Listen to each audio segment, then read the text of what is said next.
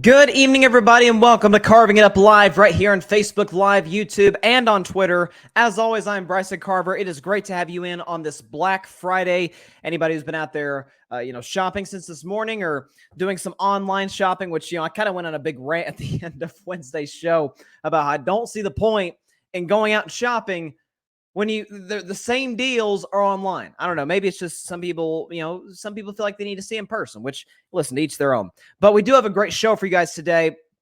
Obviously going to discuss all three Thanksgiving games, all three highly fascinating. Two of them going down to the wire. One, the middle one between Dallas and the New York Giants, which I'll talk about in just a second, was competitive up until about the 4 or 5 minute mark. I'll discuss that.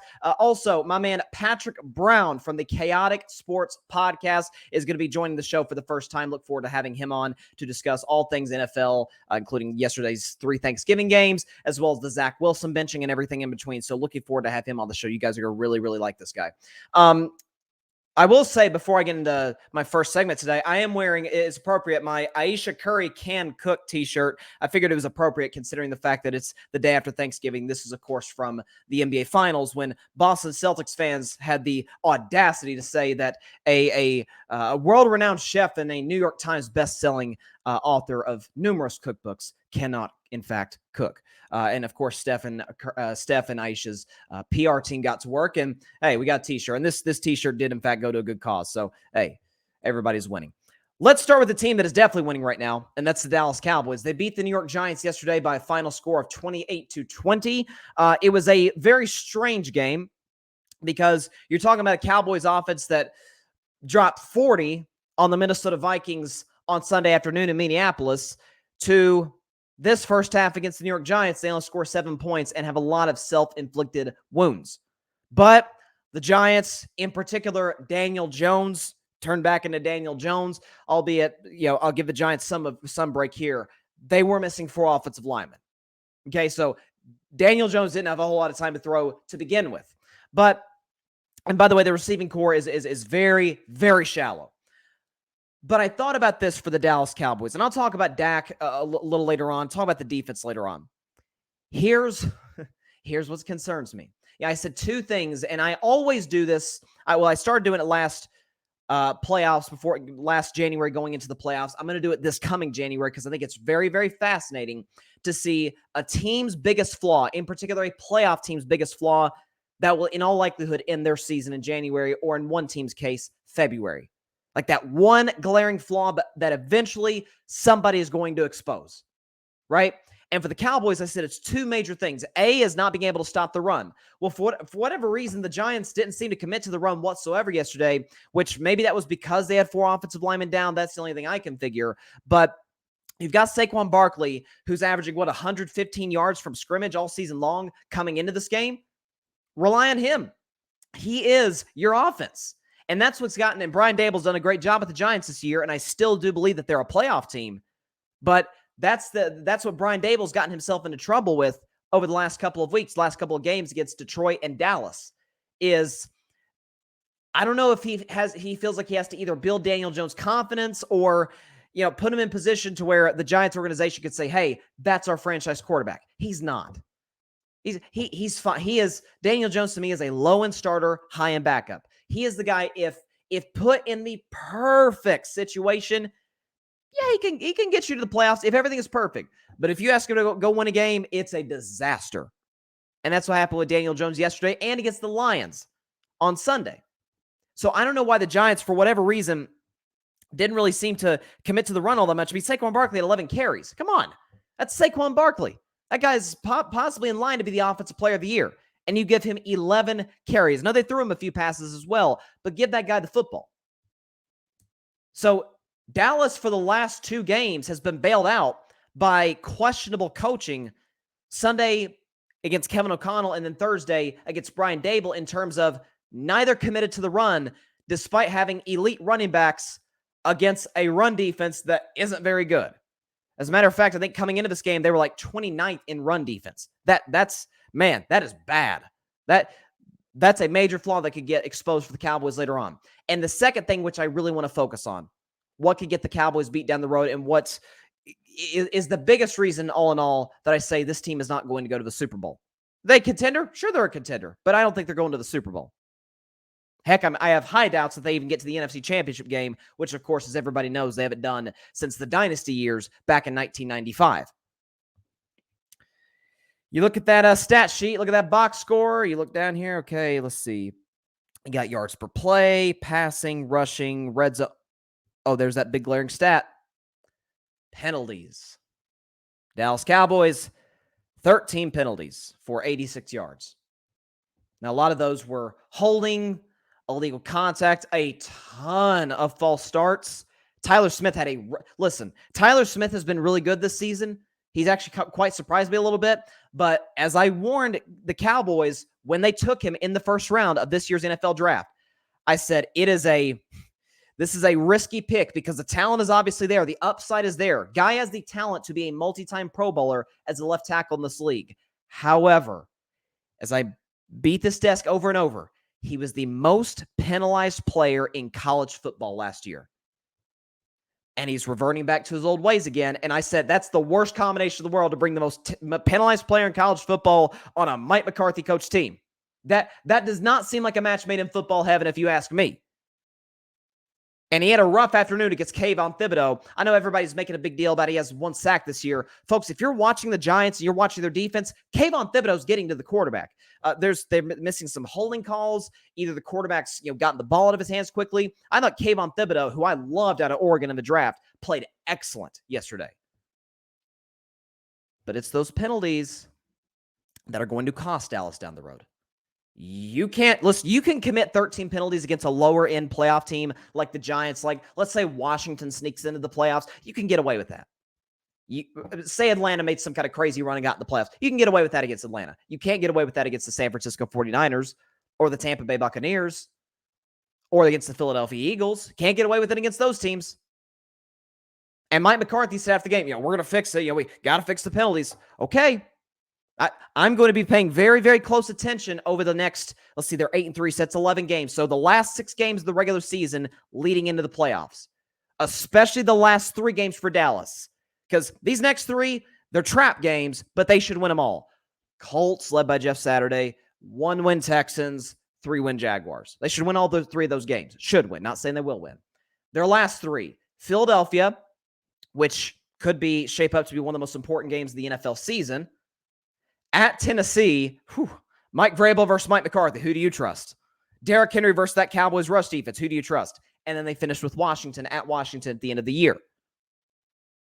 Paying very close attention because he's got him on tape now. Got Mike McCarthy on tape. We are going to clean up the penalties. Let's see. That's something that scares me a little bit for the Cowboys down the road. You guys know I'm obviously not a Cowboys fan. I'm a Dak fan, as I am, of course, wearing his hat today after a really good performance, which I'll get to in a few minutes. But it's something that I think the Cowboys need to focus on, moving forward. And again, I will say this, and I sort of talked about on Wednesday's show when I predicted this game. I said Tony Pollard is the number 1 back. I don't know what more he needs to prove to show that he's the number 1 back.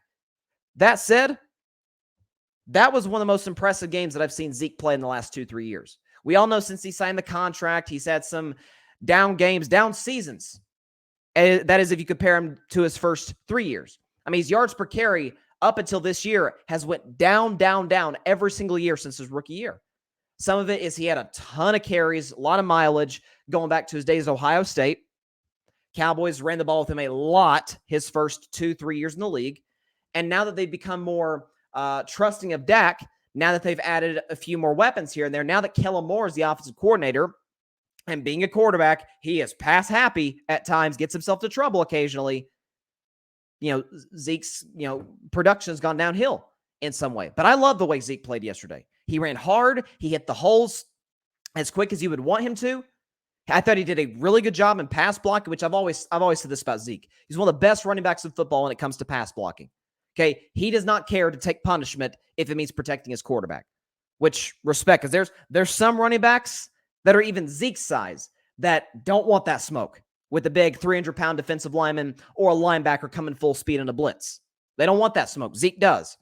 And that's what makes him a great leader and a great talent for this Cowboys team.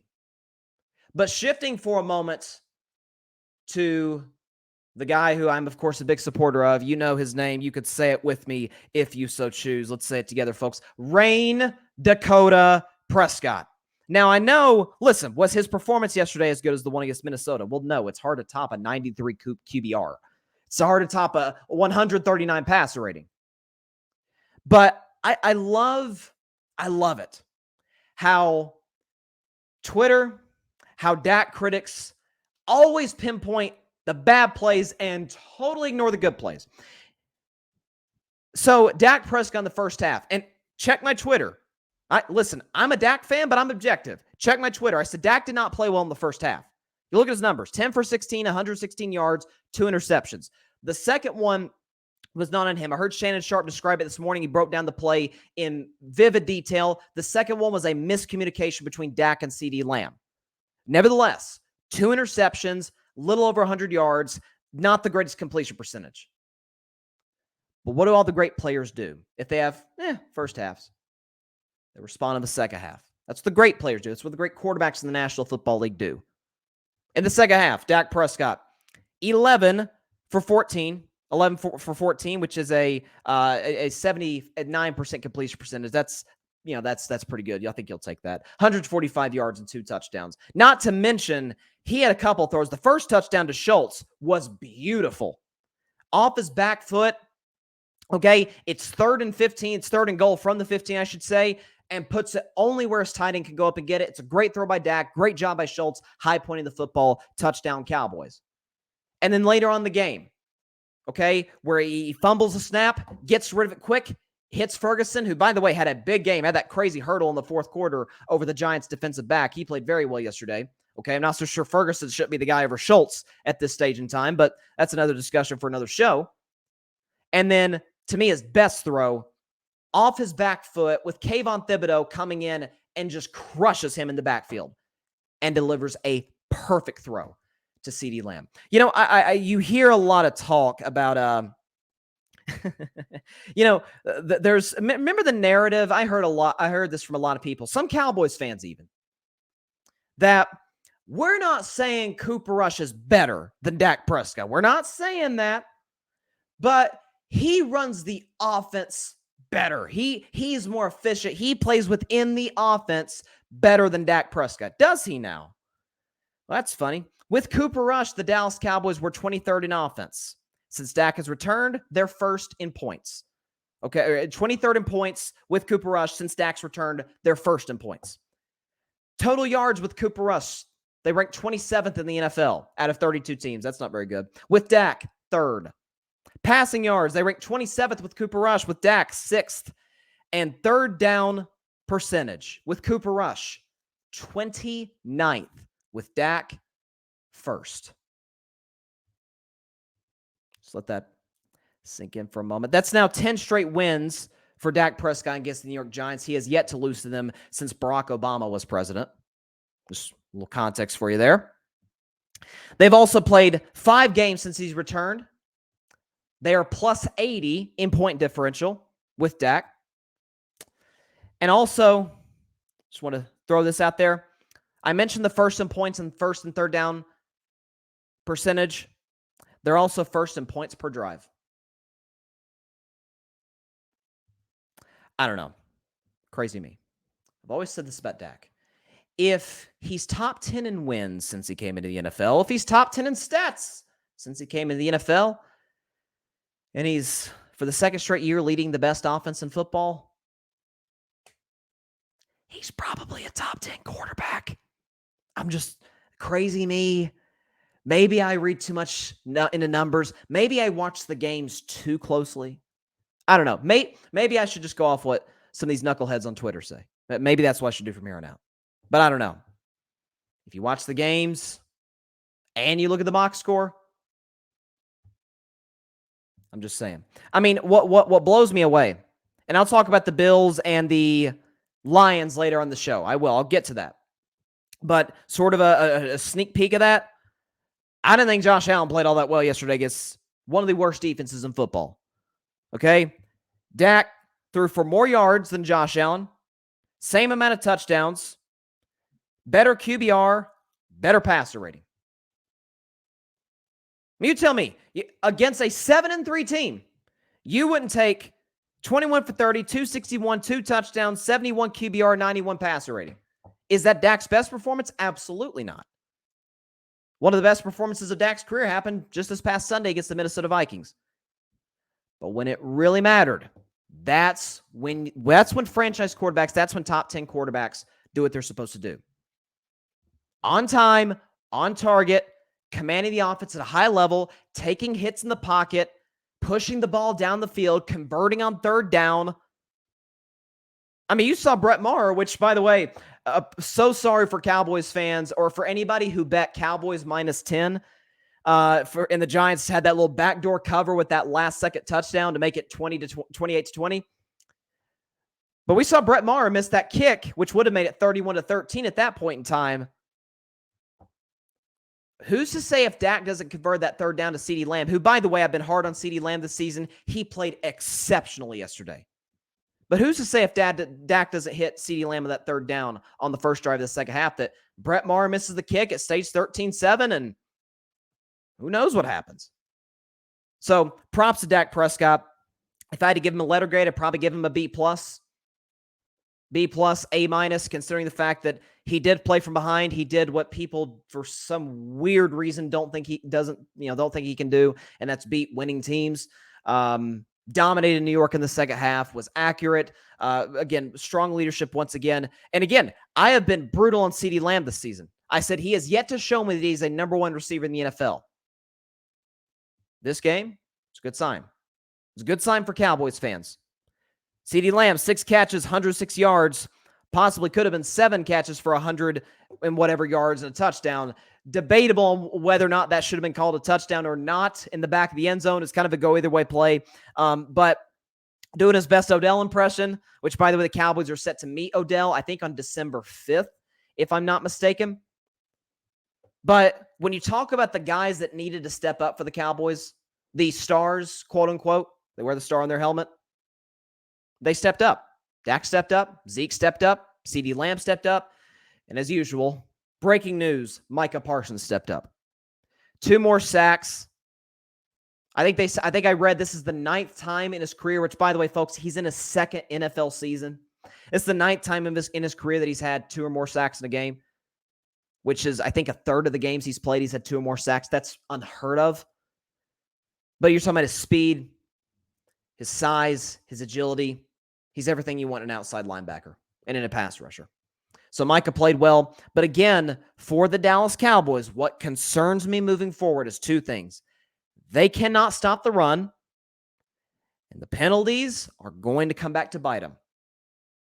Because when you play Kyle Shanahan and when you play, Tom Brady and the Philadelphia Eagles, you better be buttoned up, or you're not beating them in a 60-minute postseason game, win or go home. Home or road. Because we've seen Dallas doesn't have that much of a home field advantage. As we saw last year against the 49ers in the playoffs, there were more Niners fans there than Cowboys fans. At least that's what it felt like. Like when Dak went down and they didn't get that last snap off, okay? And the ref came out there and said the game is over. And you heard you heard the crowd go crazy. It's like, dang, are they in Santa Clara or Dallas? I can't. Santa Clara or Arlington, Texas. I couldn't tell. But certainly a good win for the Cowboys. They beat a 7-3 team. They're still very alive for the NFC East and, frankly, for the number 1 seed. And they took care of business. We do have a comment here. I was going to bring this up on the show, but I appreciate this. It says, the United States football team is surprising many people. Play better against Wales and against England. I see a bright future for American football and the MLS League.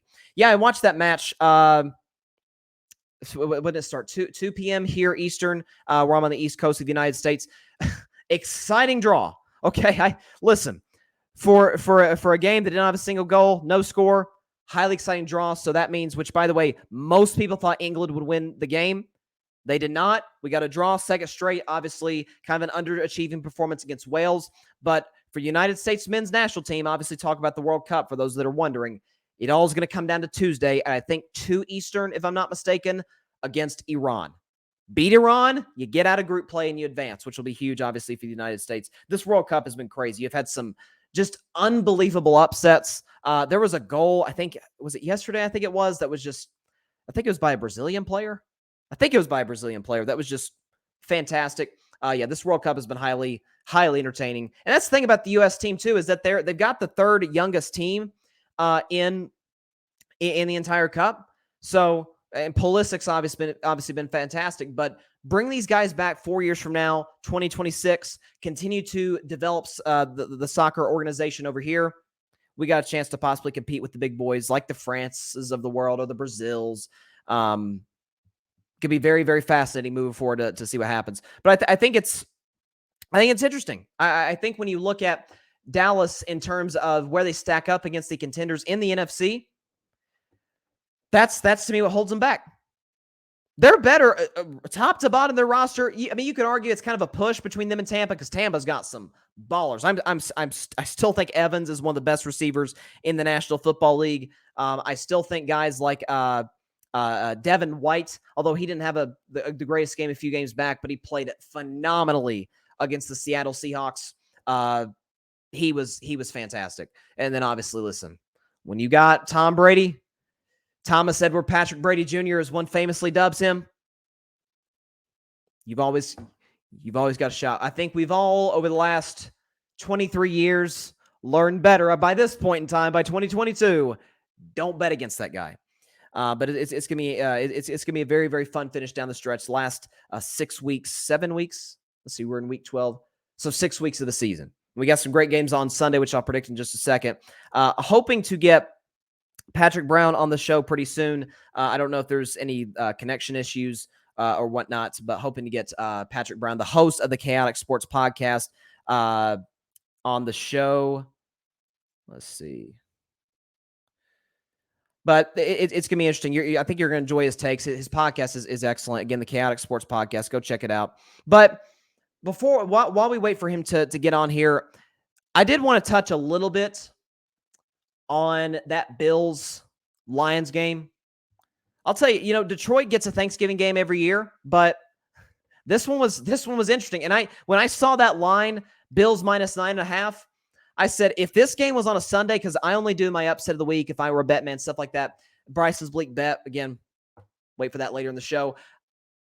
This would be my if I were a bet man game, or my upset of the week. Probably my if I were a bet man, because Buffalo, you're giving Buffalo -9.5 against a Lions team that's won 3 straight. They finally found some momentum in their running game. I mean, it's unbelievable what they're being able to do here. But with Josh Allen, and listen, folks, he is one of the great talents in this league at the quarterback position. He's fantastic, but I'm starting to wonder if he misses Brian Dable. Because last year, he had some bad games last year. Make no mistake about it. Look at the Jaguars game. Look at the Falcons game. He had some stinkers last year. But he makes up for it because he had 2 unbelievable performances against the Patriots. Obviously, who on earth could forget that performance at Arrowhead Stadium, toe-to-toe with Patrick Mahomes? And he's had some amazing games this year against good teams, by the way, the Titans and the Chiefs. But it's those little things. Down in the red zone, you're protecting a lead, and you throw a pick. It's as if he was throwing it to Alex Anzalone. You're down inside the 10. Why are you taking that risk? If nothing else, get the 3 points. You're guaranteed 3 points. Tyler Bass is not going to miss that kick.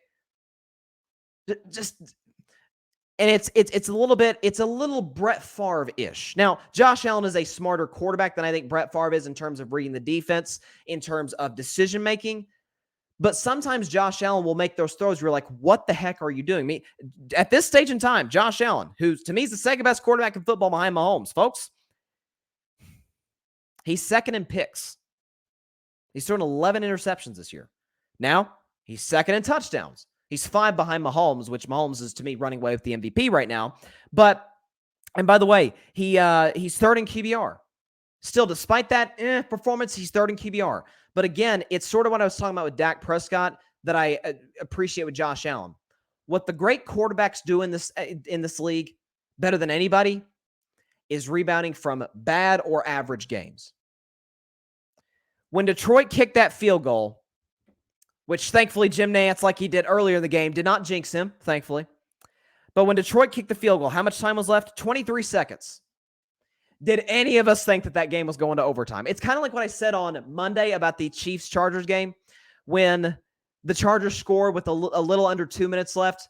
I'm like, is there even a Charger fan out there? Much less the rest of us. But is there a Charger fan out there that's like, yeah, we're going to stop Mahomes? It's like, no, this is what Mahomes does. This is why he makes $45 million a year for stuff like this. And what does Mahomes do? Boop, boop, boop, boop, boop, right down the field, touchdown to Travis Kelce to win the game. Conversely, same here with Josh Allen. First pass.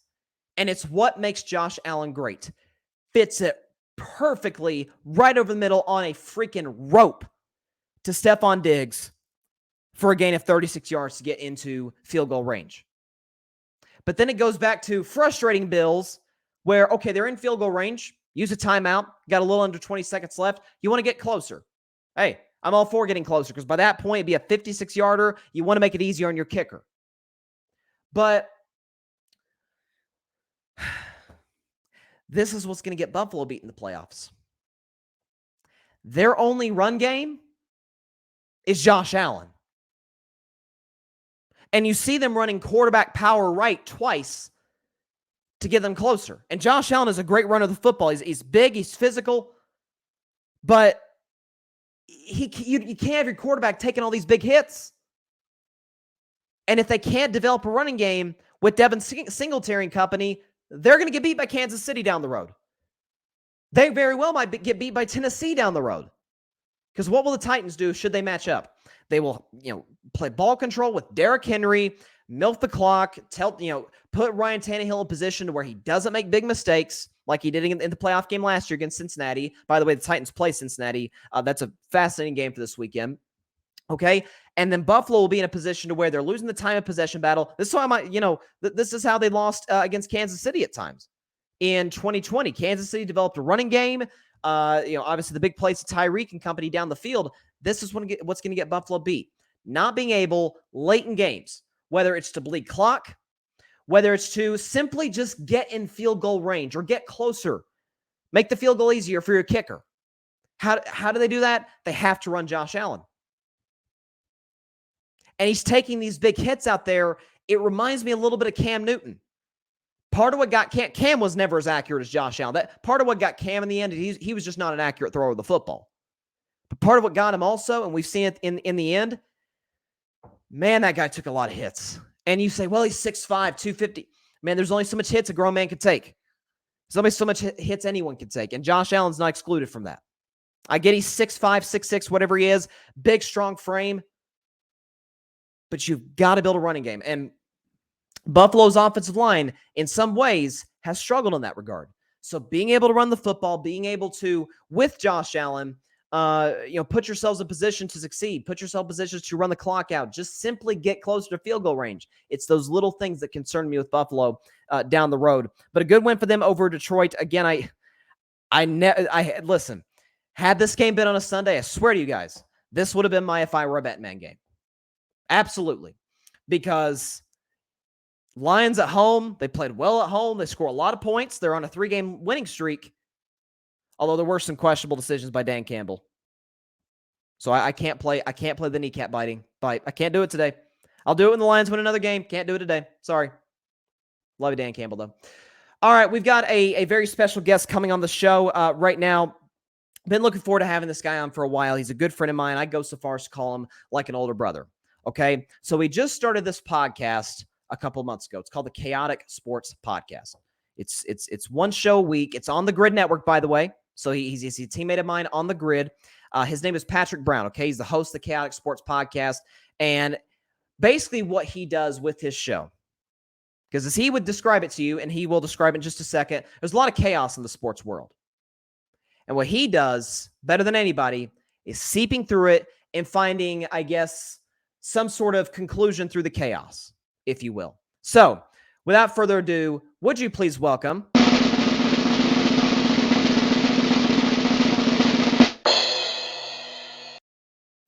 Patrick Brown of the Khaotic Sports Podcast. Patrick, how you doing, my guy? Welcome to Carving It Up for the first time. Is my audio good on your end, Bryson? Yes, sir. I got you loud and clear, bro. I'm doing pretty good. Happy belated Thanksgiving as well. Yes, sir. To you as well, and of course to all those watching and listening. Now, before we get into any sports, I sort of gave a little bit of a very short, summarized version of what your show is about and what it sort of details. Talk to the audience about your show. Again, the Khaotic Sports Podcast, which is on the grid with my show as well as other shows that I Hmm. brought up in the past. Talk to the audience about the Khaotic Sports Podcast, what it's about. My podcast is basically trying to find the bright spot in the midst of the chaos while adding a little bit of a pop culture flair to it, something different and unique that's not usually done on podcasts or any kind of television show. I've The inspiration behind my podcast is from my niece and nephew. Hmm. They're the biggest inspiration around it, and I've always wanted to dive into the bigger picture and being the voice of reason. So that's where most of the chaos comes from. Is trying to find a bright spot, being positive about it, and being a voice of reason without being biased.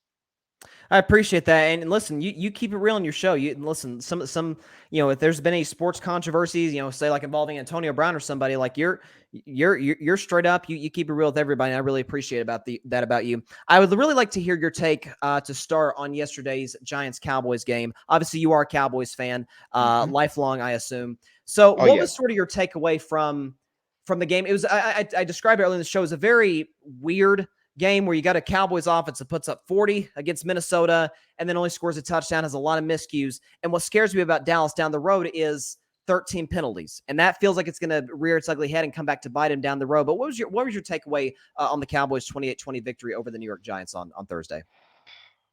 It was looking like a colossal disappointment in the first half because I had a feeling going into this game that we were going to start slow as usual, penalties, and kind of overlook the Giants as the inferior opponent, knowing that they were down defensive linemen left and right. It was just missed opportunities in the first half to really impose our will, and that game shouldn't have been that close in the first half. It should have not been that close, knowing the fact that we had just dropped 40 points on Minnesota on Sunday, and the only muster up was it 7 in the first half Mm-hmm. before it was 13-7 at the half. That crucial stop and the on the Giants' last possession for the half, that was crucial. Yeah. But then making the adjustments, Kellen Moore got the memo to run the football. Run the football. I tweeted that out. I cannot stress enough. Run the football. Do not put Dak in second and third and longs in order for him to keep us in the game because we all know what happens if he has to pass, and he was throwing it into very, very tight windows. That one where he threw in the three Giants, I was like, that throw shouldn't have happened, in all honesty. Right. But credit to this defense for showing up in the second half as well.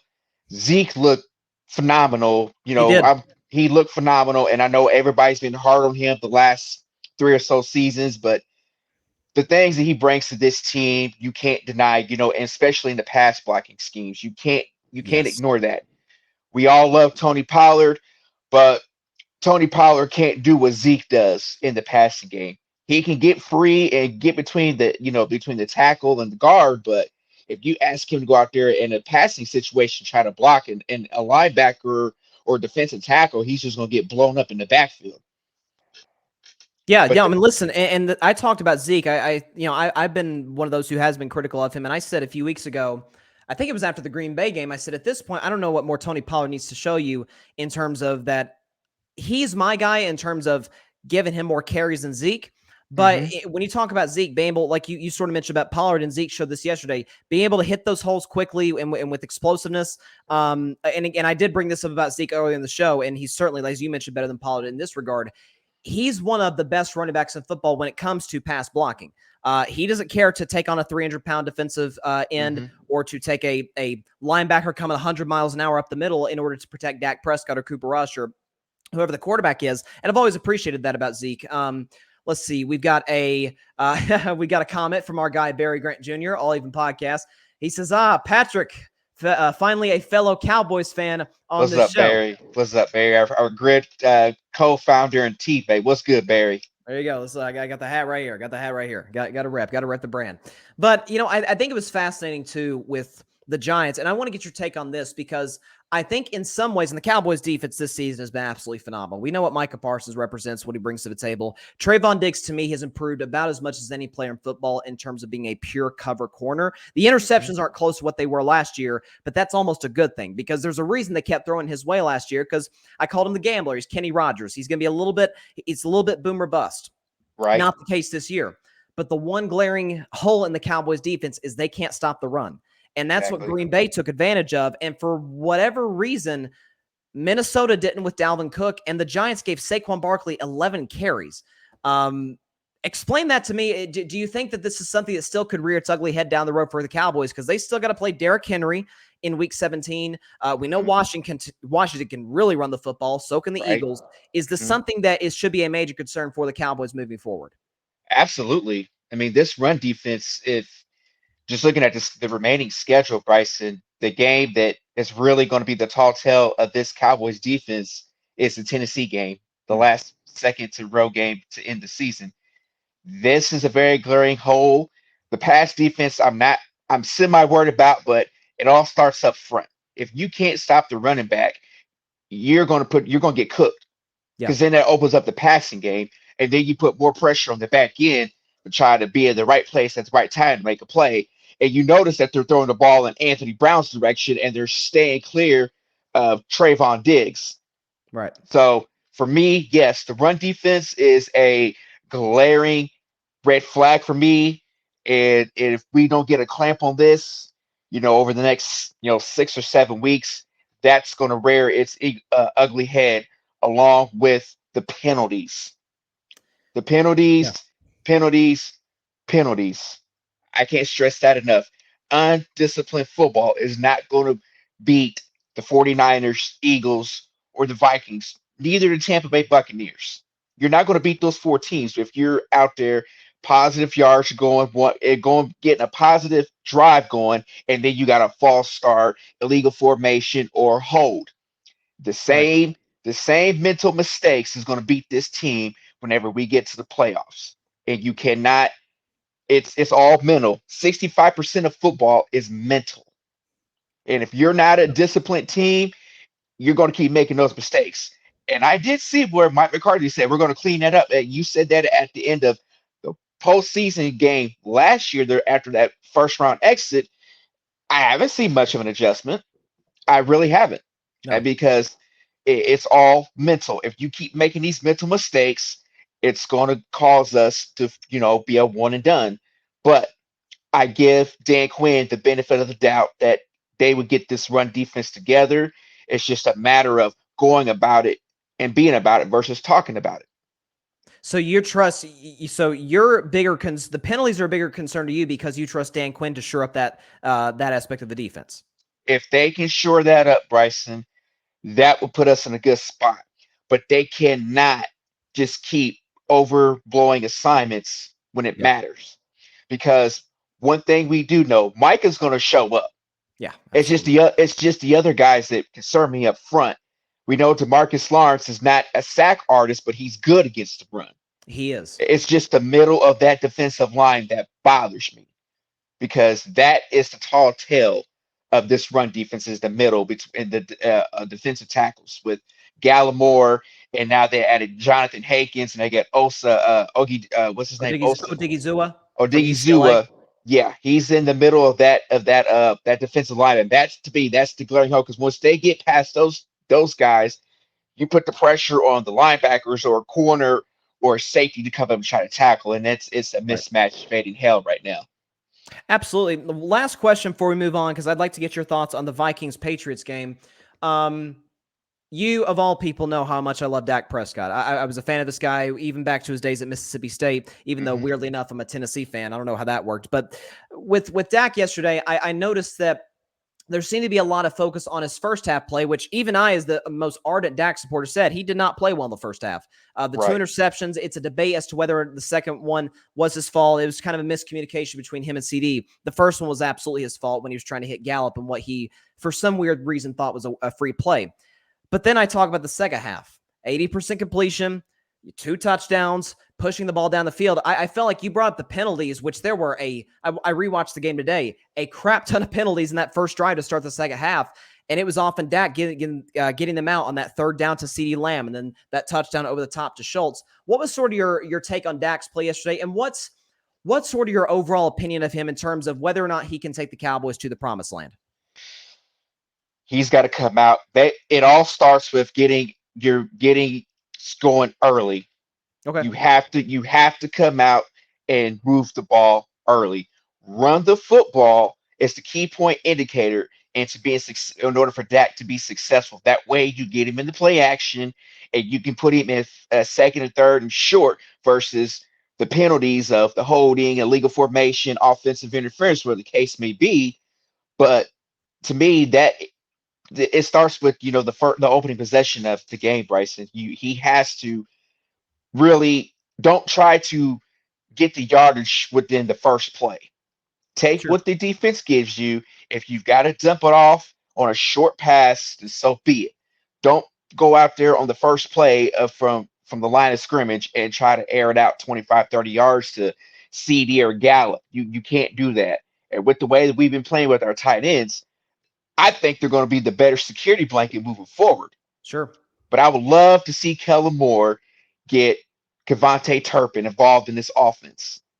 He's more than just, the kickoff and punt returner. I mean, Yep. Tony Pollard, for example, Sunday with Tony Pollard, he was effective in the run, and then the pass out to the outside where he took it to the house. That's where Tony Pollard could be used in the passing game. It's not always going to be the run, but going in to start the game, you get Pollard going, you get Zeke going, and then you can get Dak going. You can feature CD and Gallup in the tight ends, but if you're coming out and the defense already knows, according to the formation, that they're going to go with the pass on the first down, it's like, oh, all you got to do is send 2 guys at him, and then our back end's going to, be ready to pick it off. But I think it just comes down to execution on Dak's part, eliminate these slow starts, because if you eliminate these slow starts, this team is untouchable. But, as I just said, if Dak comes out there and pulls at his will early, you strike fear in the opposition.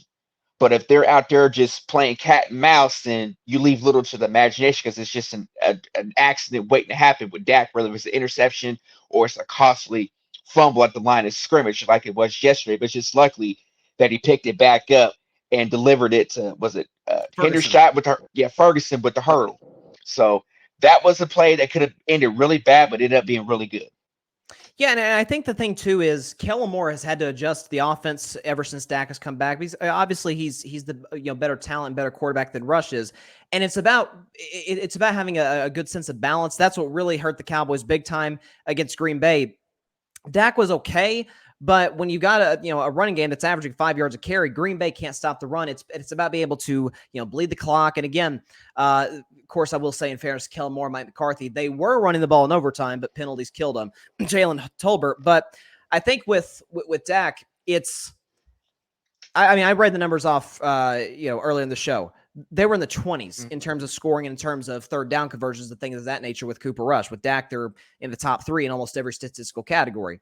It's about striking that balance. It's about, again, they obviously opening the playbook more. And now that this defense has kind of realized, like, hey, just because our starting quarterback's back doesn't mean we need to let our foot off the gas pedal. And you've seen sort of that shift ever since the Green Bay game is going to be key moving forward. Now, the nightcap, which ended up being a fantastic football game, the New England Patriots and the Minnesota Vikings. I will say this, a guy that I've been heavily critical of, Kirk Cousins, aside from the one interception he threw in the second quarter, which, by the way, was a really bad pick. After that, I thought he was absolutely fantastic. Getting the ball to Justin Jefferson out in space, leading them down the field. What was sort of your takeaway on the Vikings, and where do you see them amongst the contenders in the NFC with an 9-2 record? One and done. Okay. Because Mac Jones threw for nearly 400 yards against that defense. Yeah. Their pass defense is going to rear its ugly head, and Kirk Cousins is going to fold. If you really look at Mac Jones outplayed Kirk Cousins. If you look at the stats, yeah, stat wise, Kirk Cousins got outplayed by Mac Jones. but where New England lost the game at, was it a kickoff return for a touchdown? If I'm not Special mistaken, teams. Yep. special teams. This New England special teams gave up 14 points. It If did. they had not run into the kicker, Yep. they get off the field. They get off the field because they were going to have the ball back in pretty good field position. But you run into the kicker, that kept Minnesota's drive alive, and they cashed in on it. But the big concern for me, just watching replay of that game, that defense is not going to make it, and you're going to put Kirk Cousins in bad spots to try to go toe to toe with, say, they get the Giants in the first round, or You in favor of the Giants? If push comes to shove, I mean, it's going to come down. That last wildcard spot in the NFC is going to come down between the Commanders, Giants, and I'm going to throw a wild card, a team out there that's starting to.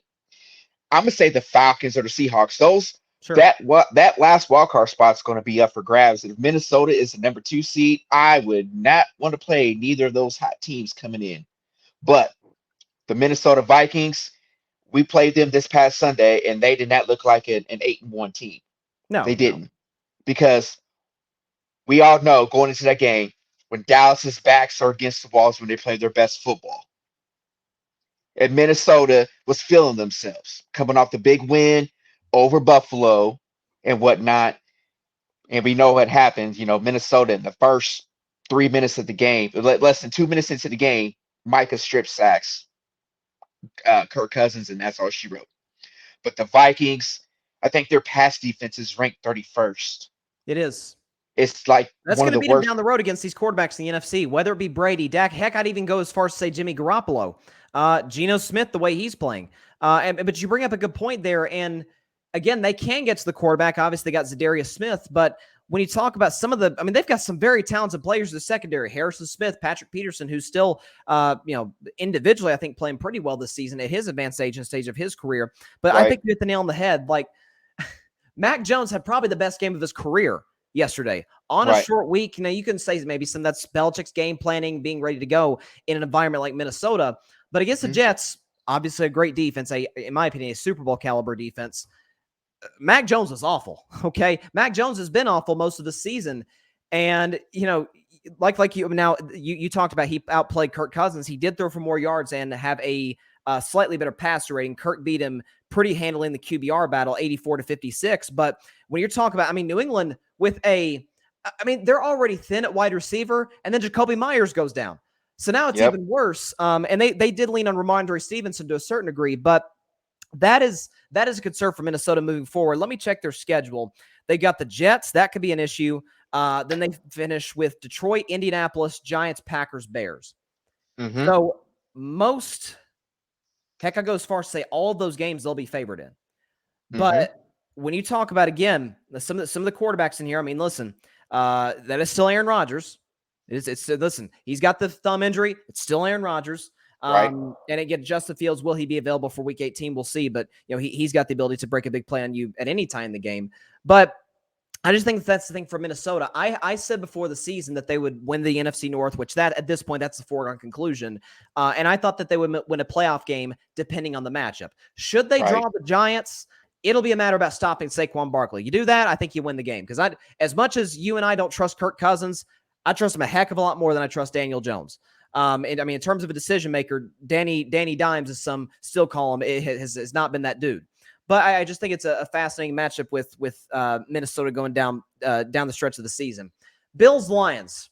That was an interesting game. That was that was another one where, again, Buffalo's favored -9.5. I'm like, man, I don't know about that.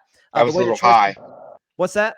That was a little high. Absolutely. The way that Buffalo's been struggling a little bit offensively, Josh Allen in particular, Detroit had won 3 straight games. They found a running game. Jared Goff, St. Brown seemed to have a good connection. And that baby went all the way down to the wire. What was sort of your takeaway on that game in terms of the fourth quarter, but certainly the more relevant team, the Buffalo Bills, and their chances in the AFC moving forward? Bryson, I'm going to be honest with you. Since that Kansas City Chiefs game that Buffalo won, they have not impressed me at all. Yeah. Because I've talked about this on my show, that they're too heavily reliant on Josh Allen. Mm-hmm. And we've seen, it seemed like every game When they get into the red zone, he throws an interception. Again, why aren't they running the football?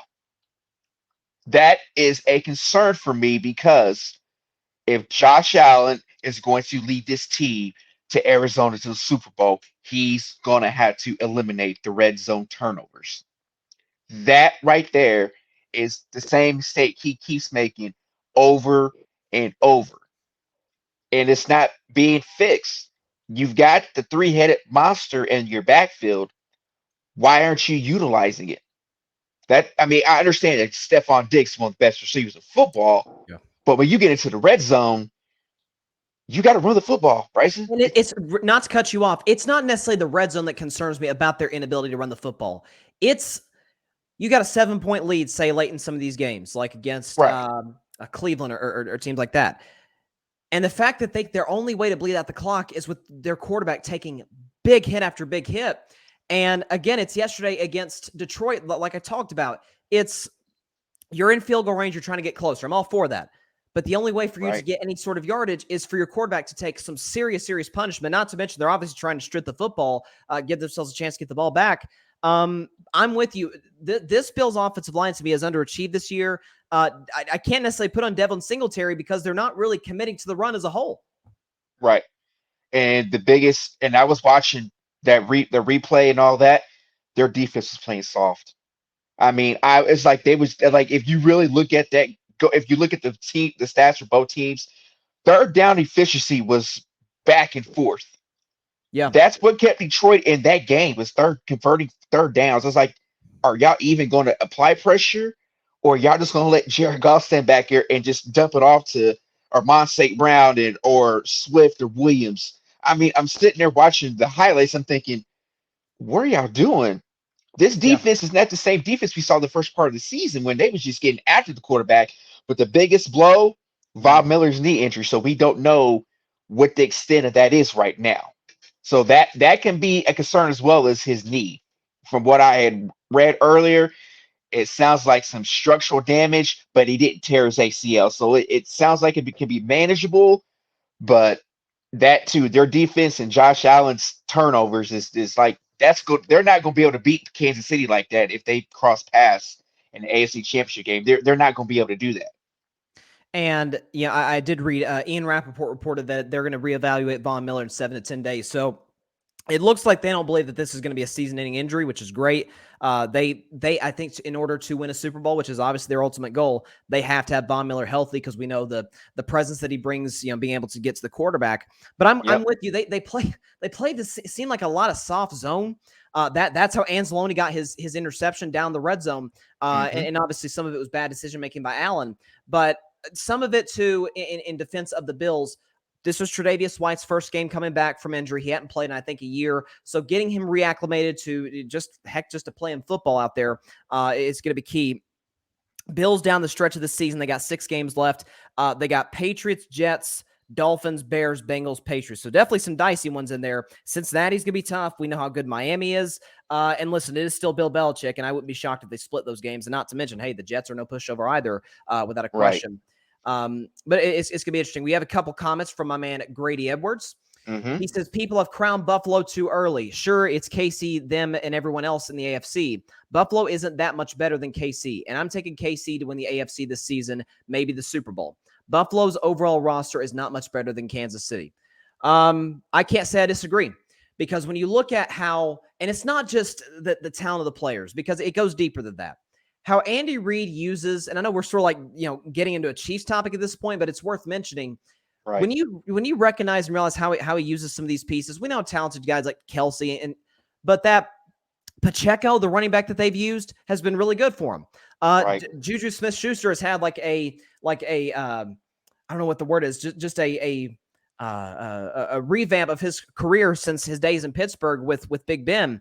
Right. Kadarius Toney, now he's going to be out this week. I forgot who they play. I think they play the is it the Saints? No, the Rams. They play the Rams. They play the Rams this week.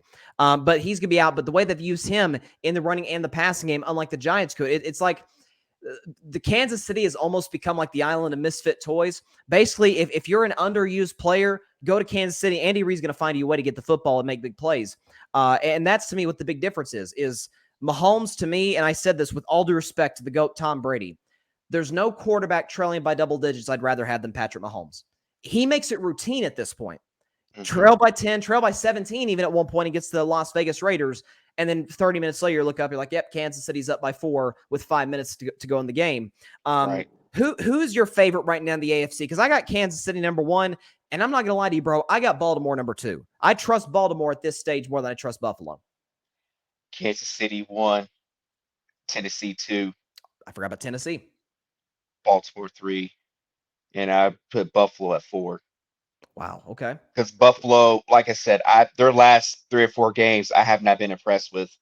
The first part of the season, they were lighting everybody up. The best game of the season for them was at Kansas City, and since then, it's just been 1 possession game, 2 possession, and then they're in a cage match trying to get out of there by the skin of their teeth. Right. But I think right now I say Kansas City 1, Tennessee 2, Baltimore 3, Buffalo 4. I'm going to say Cincinnati 5, and then 6. Jets. I got the Jets in there, and then that 7th seed. Can the Chargers get some consistency going to keep themselves in this race? That's the thing with the Chargers that kind of drives me up the wall. The same stuff that they fired Anthony Lynn for. Thank you. Brandon Staley is situational football, man. The same stuff they fired Anthony Lynn over. Brandon Staley doesn't know what the heck he's doing in situational football when it's time to make decisions, and he looks like he's a fat cat dragging himself across the floor that can't hardly move. Yeah, and it looks like he's been overwhelmed late in these situations. Anthony Lynn, certainly there were some questionable calls made by Anthony Lynn over the years in terms of, as you mentioned, in the fourth quarter and in some cases overtime. But it's just this weird sort of, it's been one of the weirdest things to watch in the NFL this season, where Anthony Lynn has gone from last year, it's like he's playing Madden, where he's going for it at every single 4th down, to now he had a play against Kansas City, against Patrick Mahomes. You got a 4th and inches at midfield and you punt it. Like you almost wonder if the narrative got to him in some way, shape, or form. And listen, but I am reading over the last few weeks that's Sean Payton's number 1 preferred destination. And listen, why wouldn't it be? You got Justin Herbert, you got that roster. Can you imagine what Sean Payton could do with that? I mean, he look at what he did to Drew Brees' career, and we thought that guy was done. Exactly. And I think that's going to be his destination is the Chargers, because I agree. That roster ready. You make a few adjustments here and there. The Chargers are going to probably top the Chiefs, in all honesty. I wouldn't go there quite yet. As long you need a coach that can go toe to toe with Andy Reid in that division. You need that coach. Sean Payton is an offensive guru. Just like you said, look at what he did with Drew Brees. And like I said, and we all thought Drew Brees was done. He goes to New Orleans and they turn that thing around in like 3 years and they're in the Super Bowl. Right. If the Chargers were to hire Sean Payton, sign me up. Sign me up, because I think that we will have a Chiefs-Chargers AFC Championship game, if truth be told, in the next couple of years. Sign me up if that's the case. Mahomes versus Herbert for the opportunity to go to the Super Bowl. Absolutely. Now, I want to get your thoughts on this. The Zach Wilson benching. I was a guy who was not a big Zach Wilson fan coming out of the draft. I said, anytime you have these draft where it's 4 or 5 first-round talents at the quarterback position, usually 2 of them, succeed at a high level. Think about 2018, where you had Allen and Lamar, have exploded in the NFL. You usually have one where it's like kind of a coin flip. You got to wait a little bit longer on him than most, and then you have 2 busts. Right. My 2 busts coming out of that draft were Mac and Zach Wilson. Zach for a completely different reason than Mac. Really the opposite. Really, certainly more talented than Mac Jones. Better arm. I think better playmaker outside of the pocket. But decision-making is not only on, but off the field. You talk about the press conference. To me, it just goes to show you how fine a line it is between great quarterbacks and even franchise quarterbacks and guys that bounce from team to team. It's Mhm. simply if Zach Wilson takes accountability. If they ask him, hey, Zach, do you take any accountability or any blame for the offensive performance? If he says yes and then goes on to say we got to execute better, just the cliche, just give a cliche answer. He's starting Sunday against the Chicago Bears, in my opinion. What's sort of your Mhm. thoughts on the whole situation? All right, I'm gonna use a little bit of an analogy here. You remember when you were a kid and your parents said, "Don't let me count to three," because you knew what was coming. That's what the New York Jets did to uh, Zach Wilson. Okay. But it wasn't until his own dad said, "You gotta apologize." When he didn't take accountability for his play on the field, damage was already done. We knew what was coming. It was just a matter if they were going to do it. Now that they've done it, they pretty much gave him a checklist of things he has to do before he could maybe, just maybe, get back on the field. But he has to go through all that in order to get back on the field. Now, I will say this. If Mike White gets on a roll, Zach Wilson's not getting that job back. They've got 7 games left on their schedule. I went through it. If they can go 4-3, that would put them at 10-7 and possibly be a 5 or 6 seed in the AFC playoffs. Right. With their style of defense, all they need is consistent quarterback play. They've got Sauce Gardner, going to probably be the defensive rookie of the year, He's unanimous defensive phenomenal. rookie of the year. Jermaine Johnson, Robert Saleh has done everything to get this team prepared every week. And that defense, they feast off their defensive side of the ball with their energy. But if you ain't got that quarterback play, you're not going anywhere. So I think that this was the right move for the Jets to say, we're going to sit you down for put you in a little timeout, and you're going to get a checklist of things you need to do before you can maybe get back on the field. But if Mike White can keep this thing afloat, Zach Wilson's not getting the job back. This almost feels like Heineke, Wentz, in Washington, where it's, a lot of Exactly. defensive coaches are very different from offensive coaches in that they have much shorter leashes for their quarterbacks. I mean, that's what you saw with Ron Rivera with the Commanders, and now with Robert Saleh. I almost feel like after that press conference, and again, you had wide receivers who nobody looks to wide receiver to be the leader of the football team, but you had guys like Elijah Moore, I think it was, who is talking about how many points we score, or how many yards we have. And they said like 100 and whatever yards. He said, man, that's not good enough. We got to be better. When you got the wide receiver taking the blame and the quarterback won't, Zach Wilson lost the locker room, and I think Robert Saleh would have lost the locker room had he not benched him. And like you mentioned, whenever you have these situations where a quarterback is benched or the starting quarterback is hurt, like in the case of Washington with Kirk Cousins, it is always an indictment on the starter when the backup wins a couple games and it's like, oh gosh, we probably should go to Mike White. Let's say Mike White plays well the next 2. We should go to him. It's like, with a few years ago when Teddy Bridgewater stepped in for Drew Brees. Oh, Teddy yeah. Bridgewater played well. They won all 5 games. There was never a doubt in the building. Like, when Drew comes back, he's going to be our guy. Same thing Right. this season with the Cowboys and Dak. With the Jets, Zach Wilson hasn't done enough this season to where you're like, oh, he's absolutely the starter when he comes back, when he's ready to take accountability. And it's sort of a double-edged sword. You can't be a bad leader and not perform on the field. It's kind of like what Russell Wilson done this season. Of course, Grady has just got to drive it in even further. He says, Bryson, you're not sticking with Denver to win the Super Bowl. No, Grady, I jumped off that train about a month and a half ago. Okay, I will never forgive myself for that. Never. Let's ride, baby. That's looking real good. 12 Woo. weeks into the regular season, that the Denver Broncos are not even nowhere near where we expected them to be. Hey, and guess who I picked them to face in the Super Bowl? The Rams. Rams. They're not going to.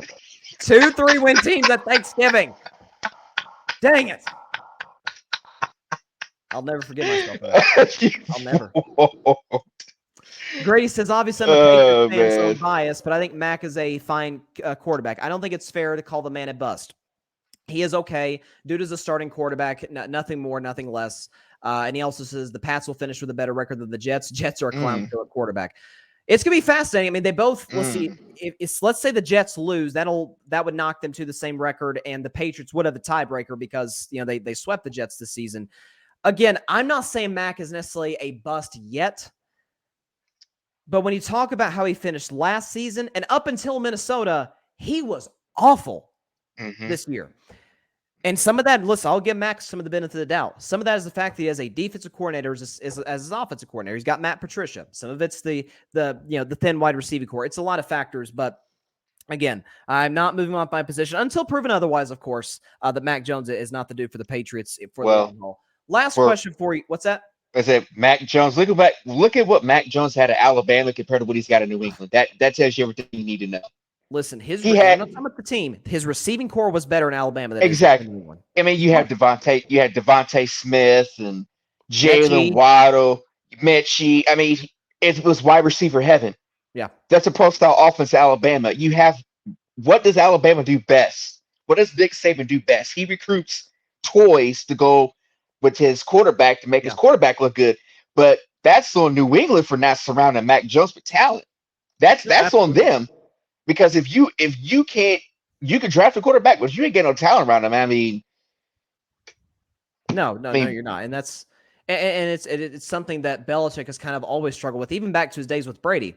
Now, last question before I let you go. Who is, if you had two today is November the 25th of 2022, you, Patrick Brown, who would you take out of the AFC, out of the NFC, who will meet on February 12th in Glendale, Arizona at State Farm Stadium for Super Bowl 50, is this 58, I guess, Super Bowl 58?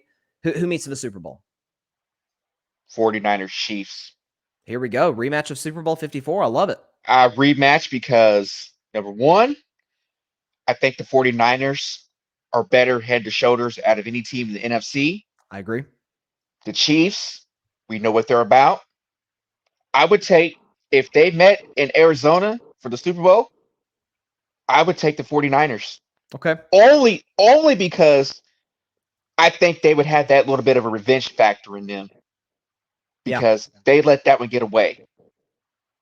I'm saying 49ers and Chiefs in Arizona for the Super Bowl, and the 49ers will win. Okay. Well, what do you look like? Okay, then let me ask you this before we get out of here. Mm-hmm. What does that do for Jimmy Garoppolo? Do they keep him? Is a 1-year deal? Is it a 3-year? Because they're not going to give him like 5 or 6 or something. What does that do? Because here's the thing for Jimmy Garoppolo: those two teams in New York could sure use him. They would absolutely take Daniel Jones or Jimmy G over Daniel Jones with the Giants, and 100% take him over Zach Wilson with the Jets. What would that mean for Jimmy Garoppolo? There's going to be teams out there that's going to acquire for his services. You know, you look But at I'm saying, do you think the Niners would keep him? I think they would. I mean, they stuck with him this time around because what have we seen out of Trey Lance so Right. far? We haven't.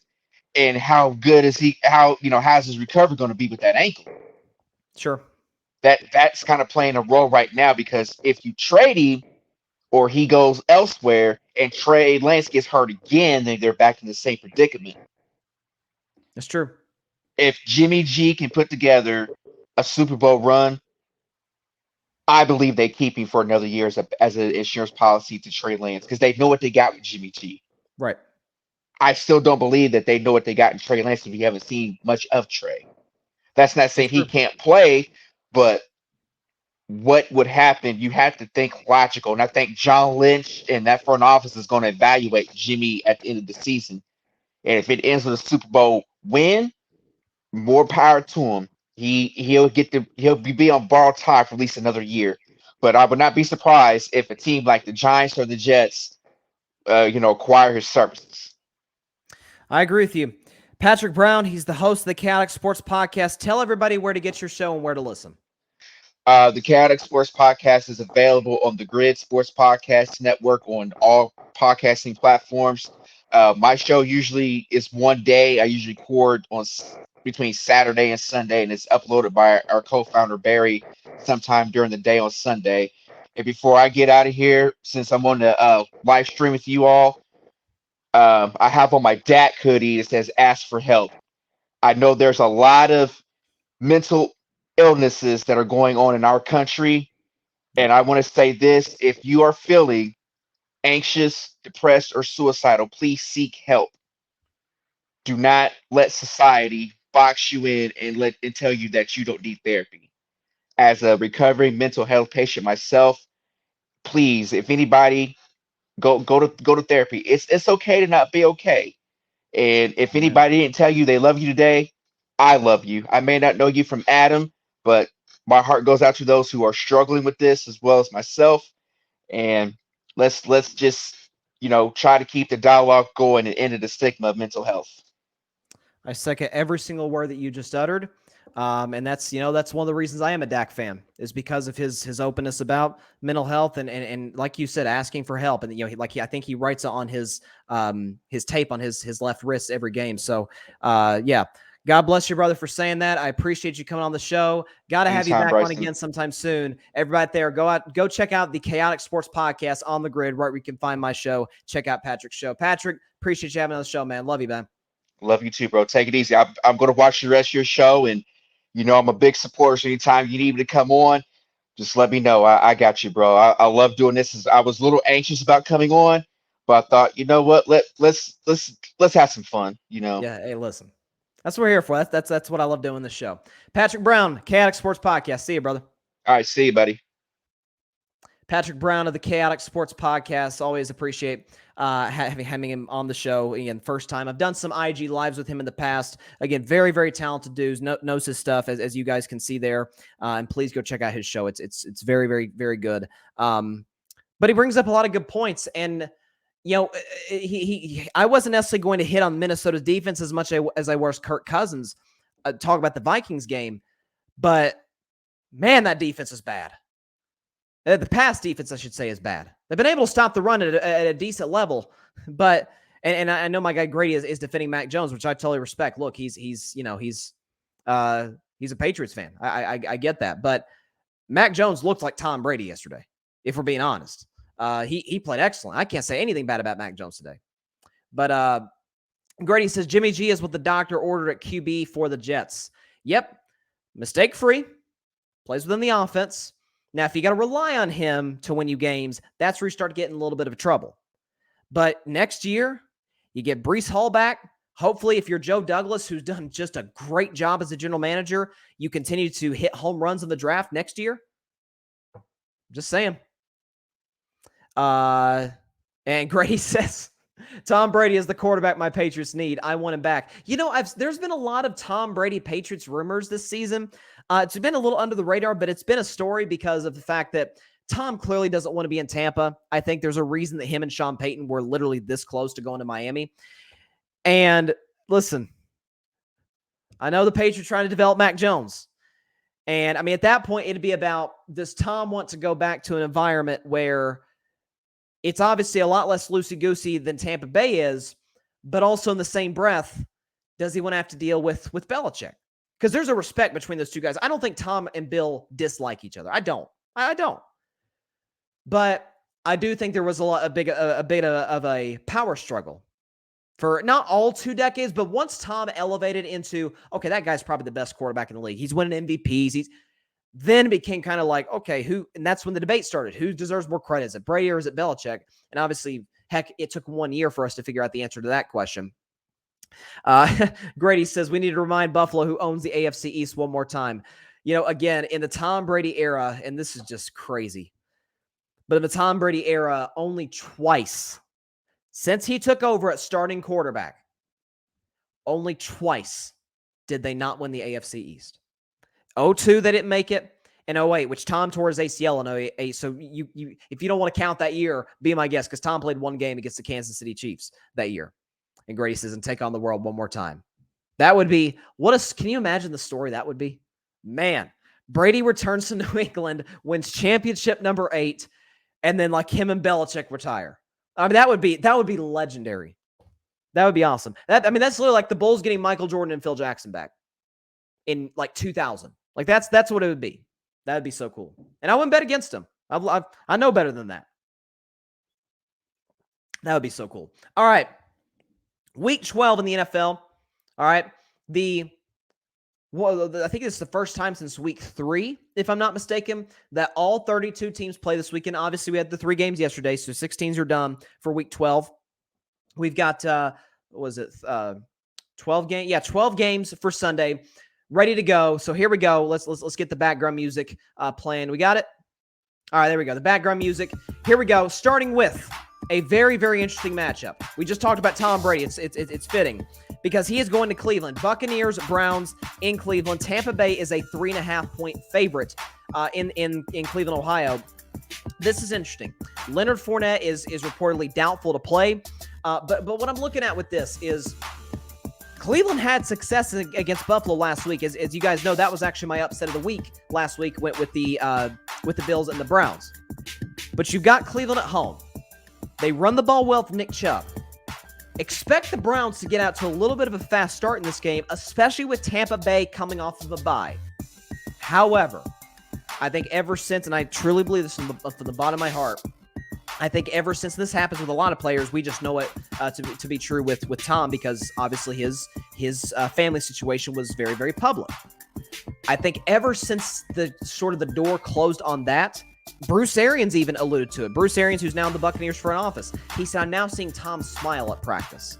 So the burden of what everybody knows what a divorce can do to a person and to a family, that's not, I wouldn't say it's gone. I don't know where Tom is at mentally with that, but it's certainly, it's not, he's not in his, at least visibly not in as bad of a place now as he was then. So Tom's playing loose. They seem to actually find a decent formula with running the football against Seattle, and not necessarily with Leonard Fournette. Being able to get the ball to the playmakers, Mike Evans, Chris Godwin. Julio Jones scored a long touchdown against Seattle a couple weeks back. So expect this to be kind of a close game throughout, but I think Tampa Bay pulls away in the end. I'm going to take the Buccaneers to win this game by a final score of 27-20 over the Cleveland Browns to get to 6-5, get a winning record for the first time since week 5, if I'm not mistaken. Buccaneers win this game in the Browns' final game before they get Deshaun Watson back next week, and certainly we will have a lot of reaction to that next week. Moving on to a playoff rematch. A playoff rematch, which, yeah, if I'm not mistaken, yeah, it is. You got the Cincinnati Bengals, and you got the Tennessee Titans in this week's version of Bettin Man. If I were a betting man, I'm looking at Bengals, and I'm looking at the Titans, and in this game, Cincinnati is favored -2.5. Like it, I love it. I'm looking at the Cincinnati Bengals. Joe Mixon is gone. He got hurt last week against the Pittsburgh Steelers. Samaje Perine played well, but we know what Joe Mixon represents. It looks like Jamar Chase is still gone. You're telling me if you're the Tennessee Titans, you've got Derrick Henry, you've got Ryan Tannehill, who played great against the Green Bay Packers. And although a lot of quarterbacks have done that, but Ryan Tannehill especially played very well. He seems to have built a good rapport with his wideouts in Tennessee. And you give Mike Vrabel 10 days to prepare against Joe Burrow? Oh, I'm jumping on this all day. If I were a betting man, give me the Tennessee Titans +2.5, and not just +2.5, to win the game outright over Cincinnati, 27-24. There's also the revenge factor of this, I think, that comes into play. Cincinnati beat Tennessee on a walk-off field goal. Tannehill threw the 3 interceptions. Derrick Henry, he'd come back from injury in that game. He didn't play that well. Mike Vrabel's had better days as a head coach. And so I think just the dynamic of the revenge factor, plus the fact that Tennessee has only lost 1 game since week 2, and that was with Malik Willis against Kansas City, and that game went to overtime. I think, and Patrick really did a good job of detailing this, we are underrating Tennessee right now. What Mike Vrabel represents as a head coach, what Derrick Henry can still do behind that offensive line in Tennessee, albeit beat up. Ryan Tannehill doesn't make mistakes. I'm going to take the Titans. If I were a bet man, take Tennessee and the 2.5 points to beat the Cincinnati Bengals. Moving on to the Houston Texans taking on the Miami Dolphins. Dolphins big favorites in this one. Not a shock to anybody. -14. And crazily enough, that's not the biggest line of this weekend. I'll get to that later on. Listen. Houston's playing bad football. And you guys know I liked Davis Mills out of a draft. He just got benched for Kyle Allen. Kyle Allen, who's a career backup. Obviously, we all remember a few years ago with Carolina, he had that little mini run where it was kind of Christian McCaffrey carrying Kyle Allen, but he made some good throws here and there. They won 4 straight games, but eventually defensive coordinators quite quickly picked up on what Kyle Allen was doing. Because why? Because he's Kyle Allen. He's not Tom Brady. So you got Kyle Allen starting for the Texans against the Dolphins, who are just playing outstanding football. I have been one who's been critical in the past of Tua Tagovailoa. I still don't know what I'm going to expect from him once playoff season comes, but I can't hate. He's playing good football right now. He's been accurate. He's gotten the ball into his playmakers' hands, and they made it happen. Tyreek Hill especially, who's having a remarkable season. this year with the Miami Dolphins. They're running the football well. They got Jeff Wilson for the 49ers, which I said was the most underrated deal at the deadline. He's done a great job. That Dolphins offensive line.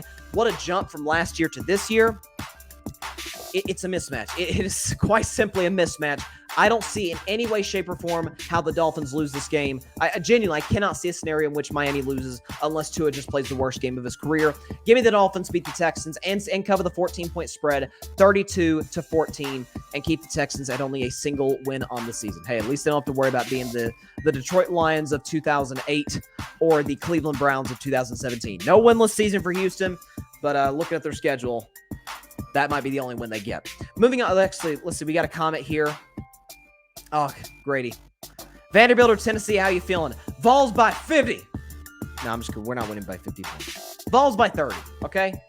We're going to come out pissed off after how your Gamecocks, Grady, embarrassed us and ended our college football playoff hopes and dreams. It's Vanderbilt, though. We'll come out and take care of business. Back to the NFL, though. Listen, I got to support my Vols. You got a matchup that we didn't think would be that interesting coming in. Now we're looking at it like, man, we got to watch this game. The Chicago Bears taking on the New York Jets. Now, for the Bears, the big story is Justin Fields questionable with a shoulder injury to play this game in the Meadowlands. But all the press out of New York with the Jets, who, by the way, are favored by 6. Zach Wilson, as we talked about with Patrick, we talked about all week, benched in favor of Mike White. We know Mike White. Last year, he started that game against the Cincinnati Bengals, played amazing. What was it? 400 yards, 4 touchdowns. Now he came back down to earth a little bit, had some bad games here or there. I think he played against the Buffalo Bills. That was his last start, and he threw 4 picks. But this is a Bears defense that has struggled mightily in the second half of the season. Ever since they gave up Roquan Smith, ever since they gave up Robert Quinn, really the 2 stalwarts on their defense, both gone, and it's been a colossal disaster ever since. So when you have Mike White stepping in, they don't have a whole lot of film on him. This is a Jets team that's going to rely on their defense, put them in good field position. Robert Saleh, the offense coordinator for the Jets, they're going to put Mike White in positions to succeed, not turn the ball over, not make mistakes. I think the Jets cover the spread. I think they win this game 26-16 over at the Chicago Bears, get back to their winning ways, get back to a 7-4 record and stay in the playoff hunt in the AFC. Heck, incredibly, stay in the division hunt in the AFC.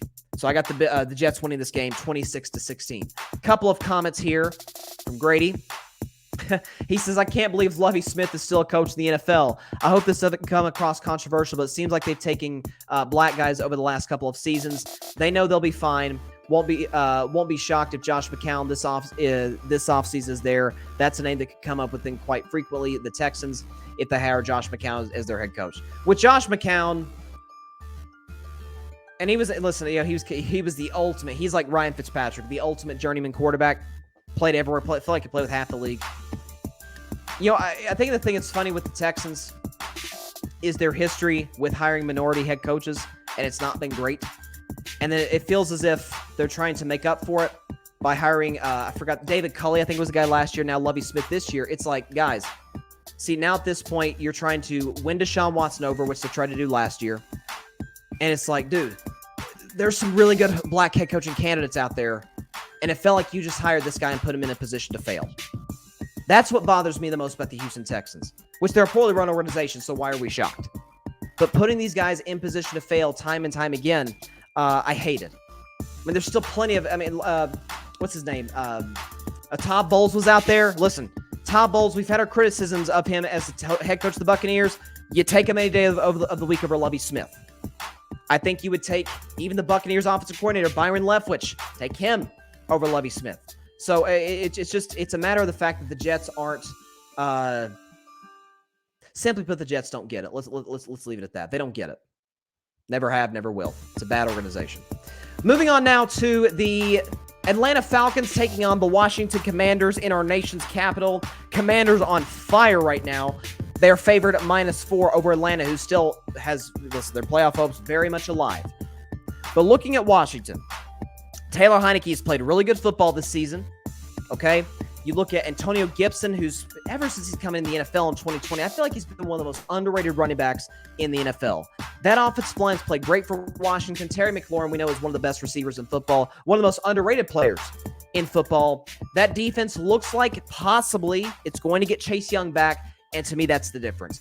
Getting to Marcus Mariota, he's prone to make bad decisions here and there as the quarterback of the Atlanta Falcons. To me, this is a little bit of a dicey game, but Atlanta lost Kyle Pitts for the season. Cordero Patterson's been dealing with injuries. I think Washington is the safe bet at home, favored by 4. They win this game by a final score of 24-20 over the Washington wins 24-20 over the Atlanta Falcons. It is now time for Bryson's Bleak Bet. The one game every week that I have absolutely no confidence in, but I have to because, well, I just have to. It's NFL predictions. This one happens to be a Super Bowl rematch from years ago. And 2 teams sitting there with 3 wins. One of these teams is great. He just had to remind me in the comments. I picked to get to the Super Bowl and win the Super Bowl.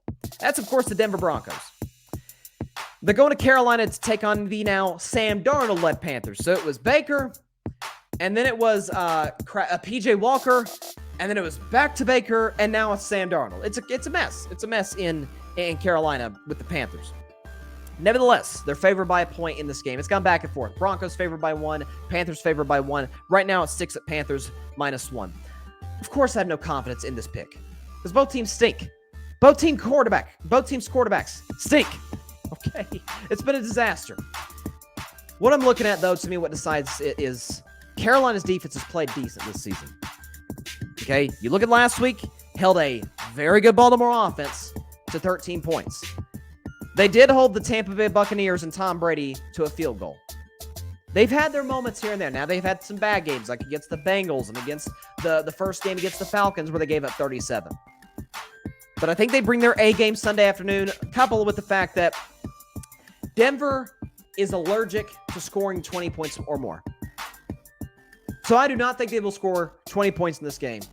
Carolina wins it in Bryson's Bleak Bet. Have no confidence in it. Betting on Sam Darnold, are you kidding me? But Panthers win this game. Oh, it says Panthers -4 there. Whoops, I'll have to change that. But Panthers, I think, win this game 25-15. I'll change that graphic later on when I upload it to social media. Moving on to the next game.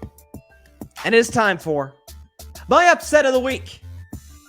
Give me the Jacksonville Jaguars to beat the Baltimore Ravens. 22-17. Ravens are only 3.5-point favorites. Here's why I'm picking this. First of all, I think Vegas is actually previewing something by saying Ravens -3.5. Because what they're looking at is, okay, Jacksonville, and something very interesting for Jacksonville that I think matters. And it matters when you've got a very young team, which the Jaguars have. Defensively, they have really struggled getting to the quarterback. And so when you sit back and you look at the Jaguars, what do they do over their bye? Reportedly, they simplified the defense. It's young players. You simplified the defense, made it easier to understand. And now you're taking on a Ravens offense that isn't playing so hot. As I mentioned when I picked Carolina to beat Denver, those Baltimore Ravens didn't play too well offensively. They only scored 13 points against the Carolina Panthers on Sunday afternoon.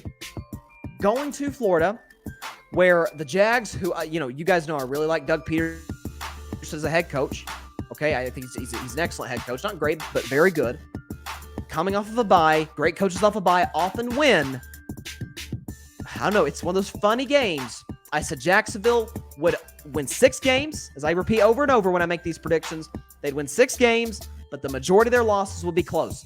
To this point, only 1 loss has been by double digits, and that was to Kansas City at Arrowhead by only 10.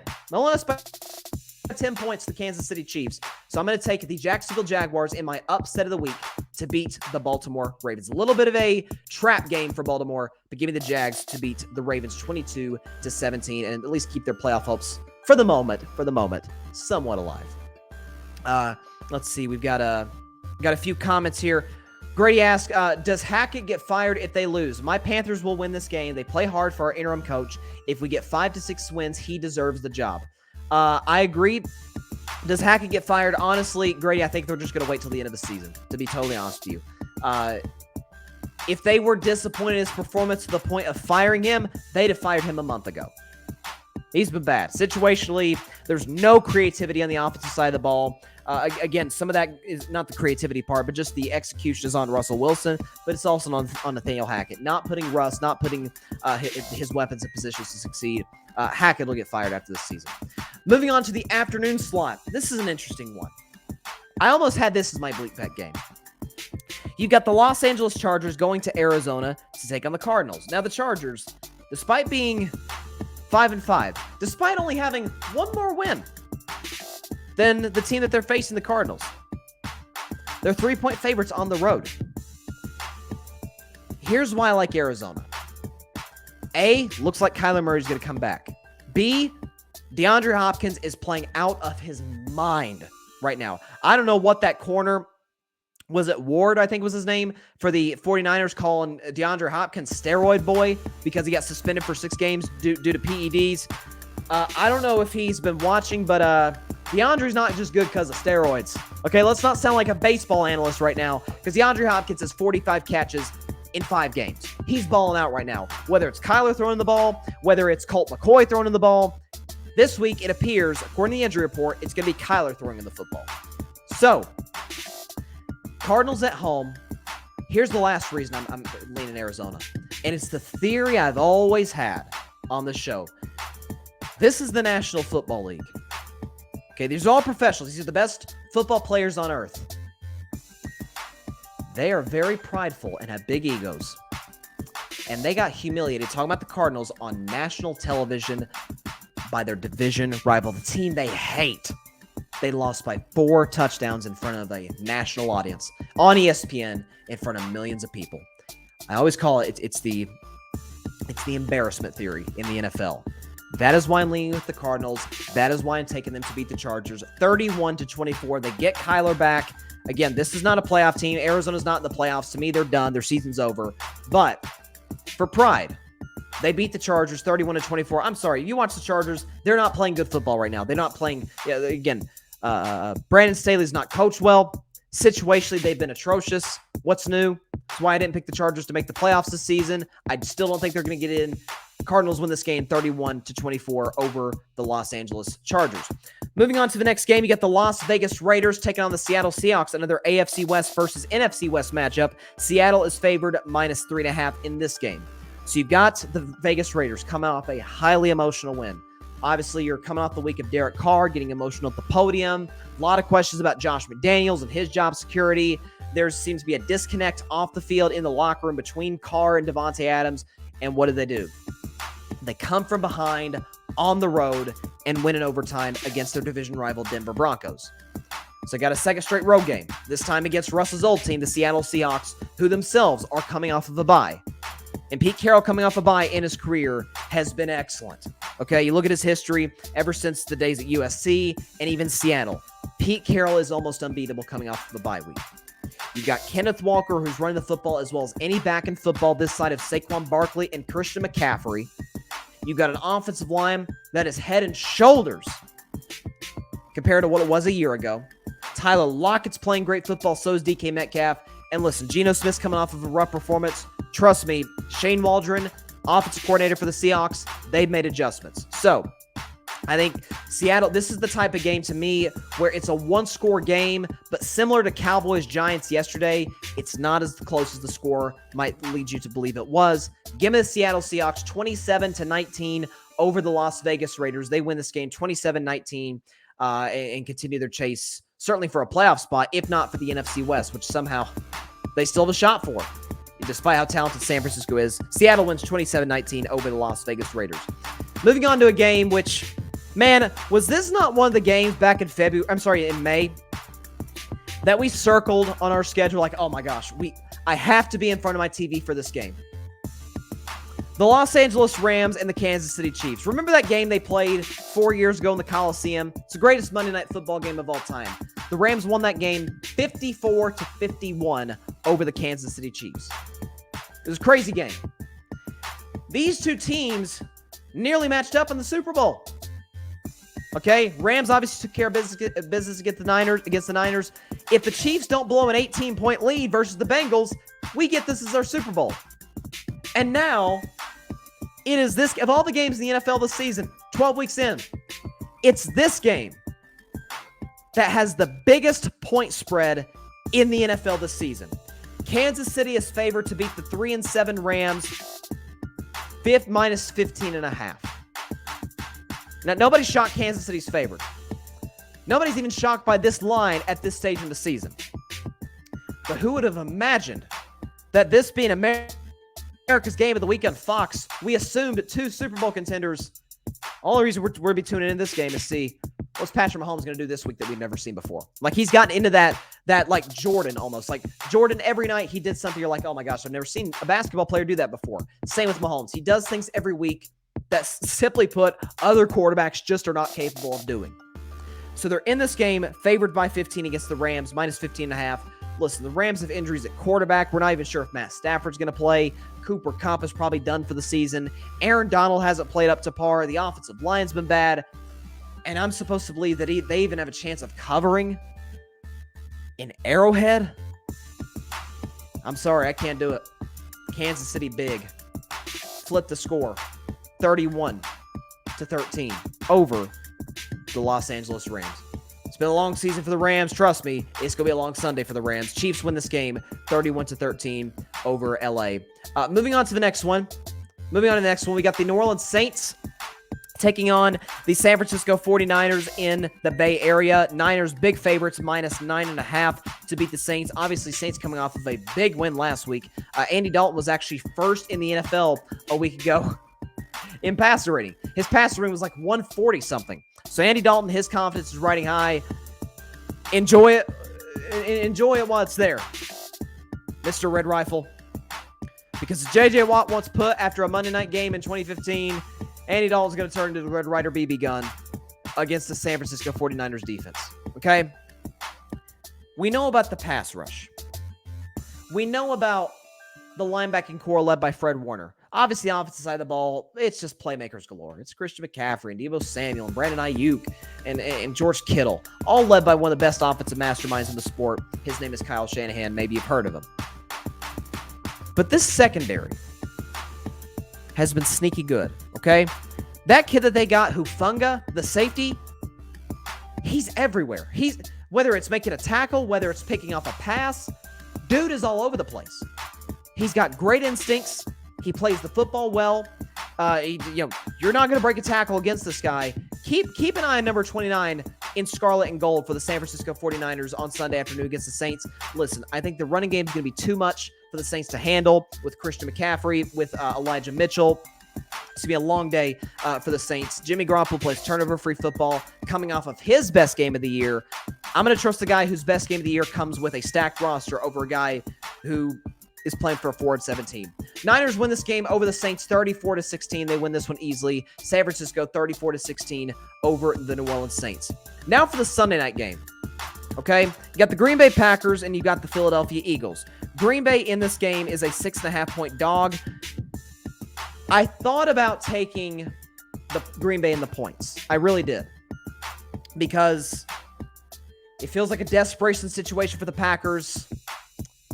They're 4-7, 10 days extra to prepare for Philadelphia. And then I remembered Matt LaFleur is the head coach. And then that's where I switched to Philadelphia to cover. Here's why.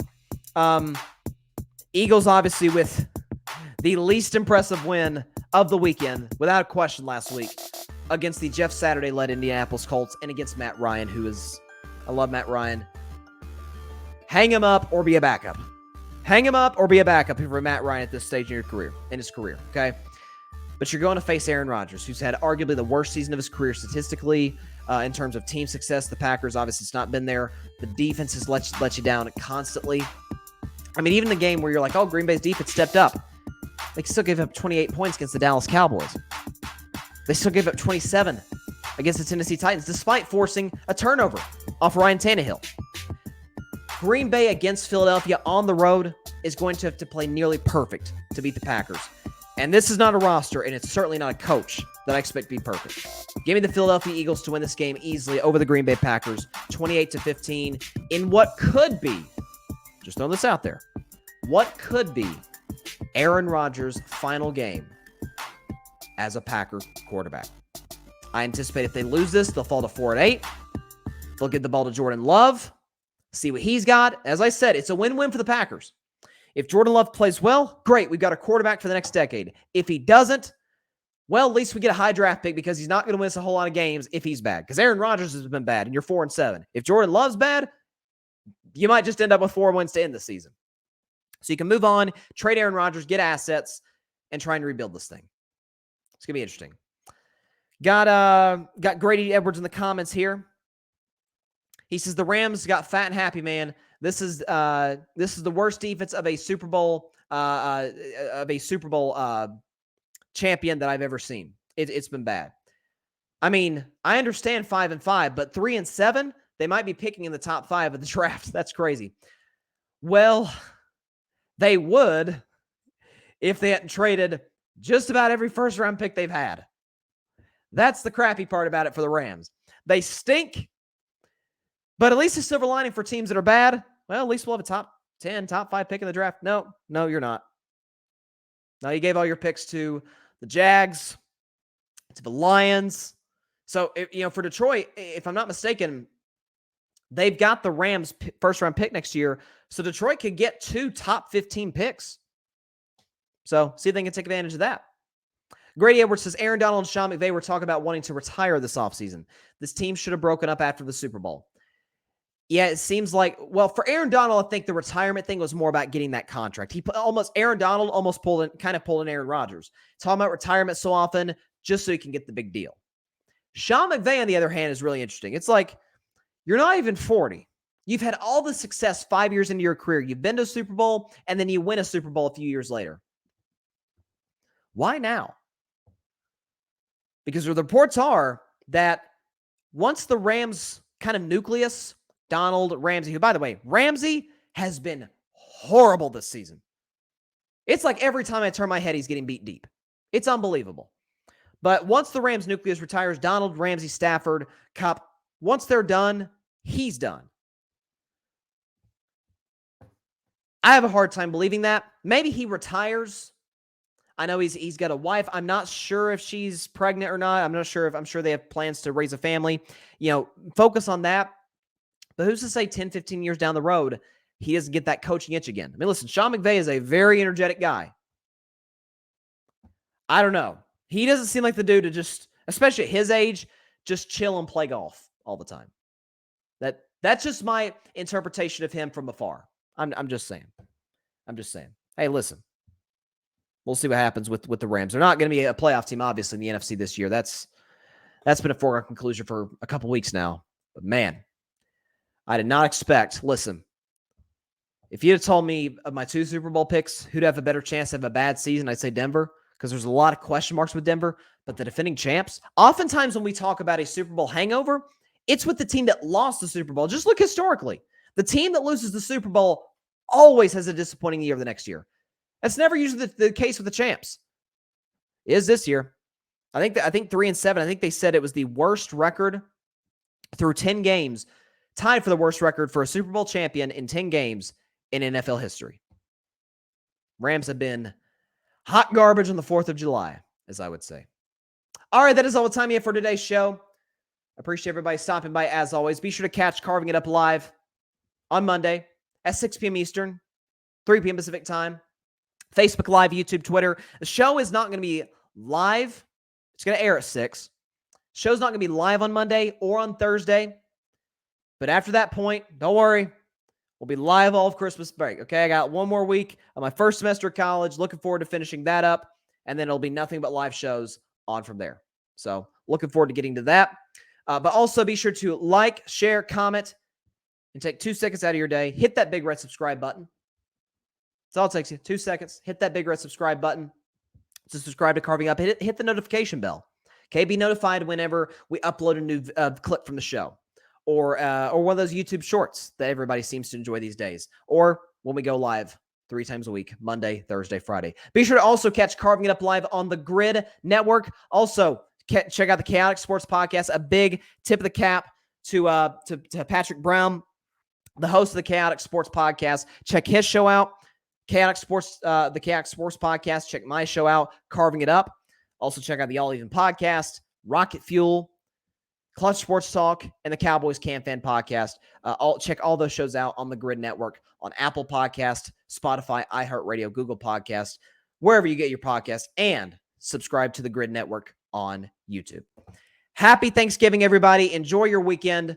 Spend some time with family. Enjoy those Thanksgiving leftovers, man. As good as Thanksgiving dinner is, Thanksgiving leftovers hit different. Those turkey sandwiches, that sounds good. Have a great weekend, everybody. Again, once again, a late happy Thanksgiving. God bless you all.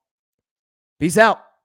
And let's go Vols tomorrow. Beat Vandy. Thanks so much for watching the show on YouTube. Be sure to click that big red subscribe button and go check out the other clips and full shows of Carving It Up Live. Have a blessed day.